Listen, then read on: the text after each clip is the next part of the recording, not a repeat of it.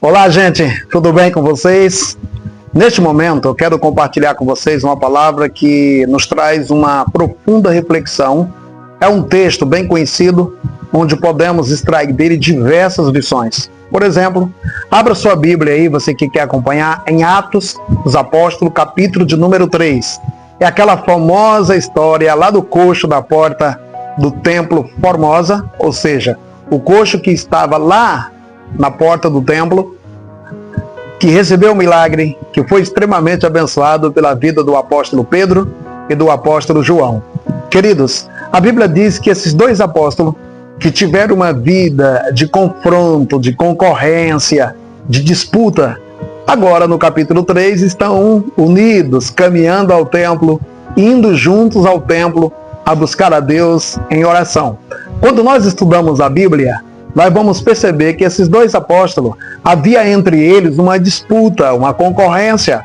O Pedro disputava com João e vice-versa. Um queria pregar melhor do que o outro, um queria ter mais importância do que o outro, queria ser mais útil do que o outro, queria ser mais sábio do que o outro, coisa que acontece muito em nossos dias, onde vemos pessoas que querem pregar, mas querem ser melhor do que os outros, pessoas que cantam, que querem cantar melhor do que os outros, pessoas que vivem desfazendo do outro, sempre se apresentando como o melhor, numa disputa terrível. Querido, isso não traz nenhuma edificação, não é útil, não é importante, não faz bem para a sua vida emocional, sua vida espiritual, muito menos para o reino de Deus. Então, queridos, esses dois disputavam. Mas veja bem, quando que isso acabou? Quando que isso terminou? Quando nós lemos o capítulo 2 de Atos, se percebe que após a vinda do Espírito Santo, após o grande movimento do Espírito Santo, no capítulo 2 de Atos, se percebe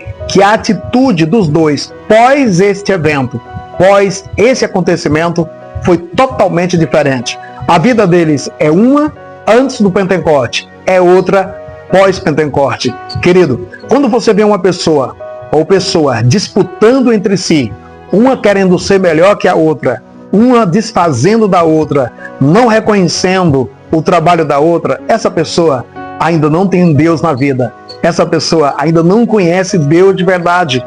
Porque quem tem Deus na vida, a Bíblia diz que vai considerar o outro superior a si mesmo. A Bíblia diz que quem a si mesmo se humilha, será exaltado. Se você não consegue humilhar a si mesmo, Deus nunca vai te exaltar, Deus nunca vai te levantar. Então, querido, a disputa, a concorrência desleal, nada disto faz parte daquilo que é o propósito de Deus para as nossas vidas. O que acontece? A Bíblia diz que os dois estavam indo ao templo orar, a hora nona, e lá na porta daquele templo tinha um coxo que estava ali exatamente para buscar a sua sobrevivência, para pedir esmola, para pedir ajuda. E quando ele viu os dois, claro, vamos conjecturar, vamos pensar, provavelmente ele pode ter dito, ou pode ter pensado mais ou menos assim: esses dois homens devem ser bem de vida, devem ser ricos, porque aparentemente aparentam ter. Mas quer que eu lhe diga uma coisa? Não tinham não. Eles não tinham o que aquele coxo esperava que eles estivessem, ou seja, que eles tivessem. Não tinham. O coxo então pede uma esmola, o Pedro fala com ele dizendo: olha, não tenho prata e nem ouro. Para decepção daquele coxo, os dois não tinham aquilo que ele tanto esperava. Mas deixa eu lhe falar uma coisa que é extremamente importante. A Bíblia nos fala que eles dois não tinham riquezas materiais, mas eles eram ricos, espiritualmente falando. A Bíblia vai falando de diversos tipos de ricos, mas deixa eu tomar aqui para vocês 3. Por exemplo, tem aqueles que são ricos materialmente, mas são pobres espiritualmente. Aquele moço lá da parábola da vinha, que ele fez uma colheita grande da sua vinha, juntou no seu celeiro e disse: agora é beber, folgar, descansar.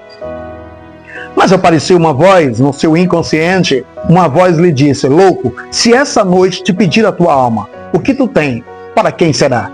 Deixa eu lhe falar algo que é extremamente importante. Esse rico aí, dessa parábola, ele era pobre diante de Deus. Tem muitas pessoas nesta terra que são ricos materialmente, tem de tudo, não tem necessidade de nada no que diz respeito às coisas materiais. Mas a principal riqueza não tem, são pobres diante de Deus. Há aquelas pessoas que são ricos duas vezes, tá? É o caso de Jó, é o caso de Cornélio, lá em Atos capítulo 10, que são homens, ou foram homens, extremamente ricos, materialmente falando, e também ricos espiritualmente. Aqui no caso de Pedro e João, que é o terceiro tipo de rico, os dois são pobres materialmente, mas são ricos espiritualmente. O que acontece? Aquele coxo então pediu, claro, aquela esmola. O Pedro disse a ele: não tenho prata e nem ouro, mas o que tenho, isso te dou. Queridos, nós só podemos compartilhar com alguém aquilo que nós temos.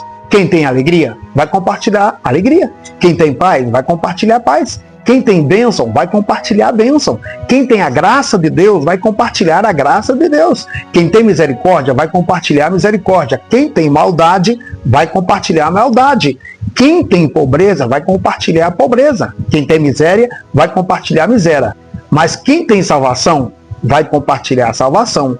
Quem tem Deus na vida, vai compartilhar Deus.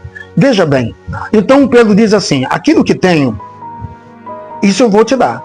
Levanta-te em nome de Jesus Cristo e anda. No primeiro momento, nós imaginamos, pressupomos que aquele coxo andou. Tem tantas pregações, tantos hinos, que dá a entender de que aquele moço levantou tão somente só no discurso de Pedro, mas não levantou. Quando você observa o texto, ou quando observamos o texto, por exemplo, capítulo 3 de Atos, leia o versículo 6 e leia o versículo 7. Você vai perceber que o coxo só levantou quando Pedro estendeu a mão a ele. Queridos, o Evangelho de Cristo Jesus, ele não é tão somente do discurso. Falar é fácil, pregar é fácil, dizer aos outros, faça isso, é fácil. Porém, compartilhar é difícil. O Evangelho é uma junção de palavras com ação. Ação, atitude, ou seja, discurso e ação. Palavras e atitude. Quando nós falamos assim para uma pessoa: Deus te ama, não é somente nas palavras, nós temos que provar isso nas nossas atitudes. Estenda a mão. O Tiago diz que se a gente falar assim para uma pessoa que nos pede alimento: vá em paz, que Deus sacia a sua fome. Isso não vai resolver. Se a pessoa estiver com frio, você falar assim, que o Espírito Santo te aquente, que ele esquente você. Querido, o que resolve é o lençol, são vestimenta. O que resolve no caso da fome é alimento, não é só palavra. Então o Pedro, quando ele fala, em nome de Jesus Cristo, levanta e anda, o coxo dá a entender que ele tentou. Mas quando Pedro observou que lá atrás Jesus também estendeu a ele a mão, lembra? Quando ele estava lá no mar, que ele estava se afundando, Pedro, Jesus estendeu a mão para ele e ele então pegou na mão de Jesus e foi para o lado de cima das águas. Querido, se você estiver exatamente nessa situação, pare de usar só o seu discurso. A Igreja de Cristo Jesus não é uma igreja só de discurso, nós somos também de atitude. Então veja bem, compartilhamos aquilo que temos.